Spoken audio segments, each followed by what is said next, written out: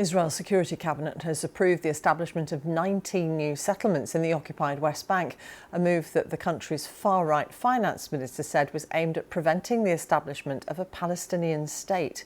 It brings the total number of settlements approved over the past 3 years to 69. The latest approvals come days after the United Nations said the expansion of Israeli settlements in the West Bank, all of which are considered illegal under international law, had reached its highest level since at least 2017. Our correspondent in Jerusalem is Shaima Khalil, and she has the latest.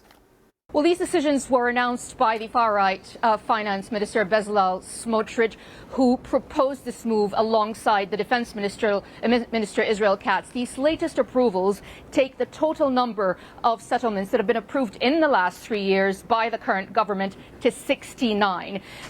Mr. Smotrich, who's a settler himself, he's a big advocate of the expansion, has said that this aims to prevent the establishment of a Palestinian state, but also mentioned Israel's ancestral right. As you said, all settlements in the occupied West Bank are considered illegal under international law. Remember, these settlements or these approvals include a few things. One, the reestablishment of some settlements that have been dismantled. For example, this latest approval includes 2 settlements, Ghanim and Kadim, which were dismantled nearly 20 years ago in 2005. They're going to be reestablished. There are 5 settlements that were considered unauthorized. They already existed and now have been authorized. Since coming to power, this government has consistently not only approved these new settlements, but also these outposts that have been authorized have been taken into the system, the Israeli legal system, as neighborhoods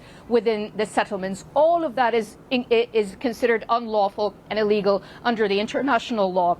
This complicates the peace process and the two-state solution picture quite a bit. Because, again, this comes, as you've mentioned, after the UN has said that we've seen a huge expansion since 2017. There's going to be a meeting between the Israeli Prime Minister, Benjamin Netanyahu, and President Trump. We're expecting that at the end of the month, on the 29th. It complicates the discussions because the Trump administration, President Trump, has time and time again discouraged this, but also has discouraged Israel from fears that this expansion would annex the West Bank. President Trump has warned Israel that if this were to happen, if the annexation were to happen, Israel would lose U.S.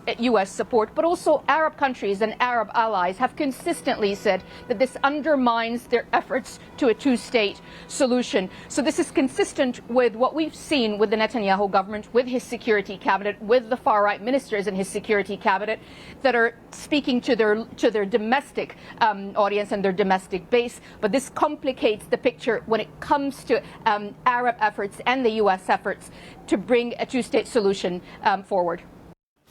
Shaima Khalil in Jerusalem.